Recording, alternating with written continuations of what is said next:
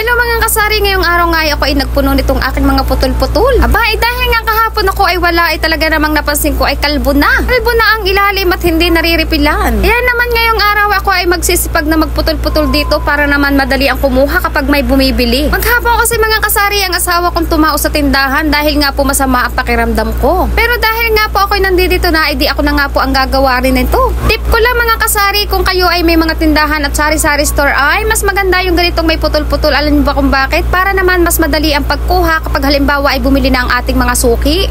Medyo downtime din kasi mga kasari ang paggugupit niyan, lalo na kapag ikaw ay may sunod-sunod na customer. Pero kung ikaw ay may nakaredy ng ganyan na putol-putol, ay basta mo na lang kukuhanin at no worries sa maghihintay. Kaya kayo mga kasari ay mag-provide na kayo ng ganyan mga putol-putol. Kayo nang bahala kung saan nyo ilalagay. Pero kung gusto niyo yung aking lagay na yan, ay ilalagay ko yan sa comment section. Dahil gamit na gamit ko yung aking lagayan na yan at napakalaking bagay para sa aking mga lagayan ng mga putol-putol. Kaya nga, eto nga pala at napakadami ko palang mga pinutol-putol at gawa nga po ng talagang nakakalbo na at talagang manipis na yung aking mga pinatas doon dati. Hindi ko na kasi ito inaasa pa sa aking asawa mga kasari, kaya naman hinahayaan ko na makalbo na at ako talagang ang gagawa. Kasi tayo mga misis, mga kasari, aminin natin ay gusto natin tayo lahat ang gagawa kapag kaganyang organized na organized. Yung minsan may mas tiwala pa tayo sa gawa natin, charis. Charot lang yun mga kasari, ang asawa ko nga ang nagawa ng aking divider na yan eh. At ng mga divider ko dito sa aming tindahan ay ang aking darling lang po ang gumawa at hindi po kami nagpagawa sa iba. Hayan nga po at nasa sabon na tayo. Ang aking mga pinutol-putol kanina ay yung mga kape at mga gatas at lang ang mga ingredients. Alam mo yung mga seasoning ba? Basta mga kasari, lahat ng mga putol-putol na kailangan putulit pagka binibenta ay nandyan na.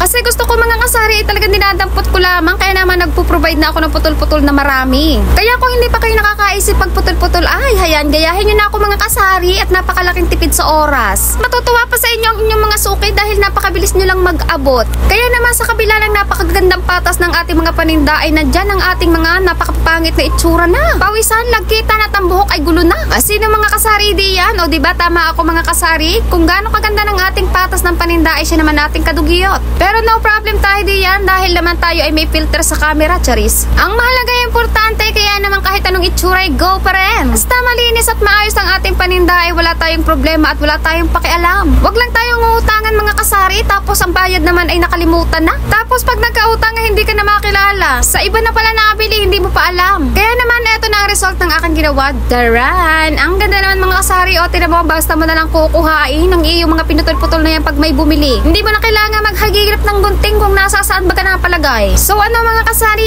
gayahin nyo na. Ang ganda-ganda kaya. Yang hook nga palang yan ay pwede nyo sa steel matting isabit. Wala kayong divider na ganyan ay mag-provide kayo kahit na steel matting ay napakalaking tulong ng ganyang lalagyan. Tapos ang ganda pang tingnan kasi marami kang maiilaman. So kung gusto mo na yan mga kasari, ayan ay ilalagay ko na dyan sa ating comment section. Baka gusto mo at ikaw ay makakuha na at makapili ng size. Yun lang mga kasari at sana ay kayo ay may nakuhang tips sa akin. So mga kasari, kung may nakuha kayong tips sa akin, ayan, follow for more. Palagi ako mag-upload kaya yun lang, bye bye.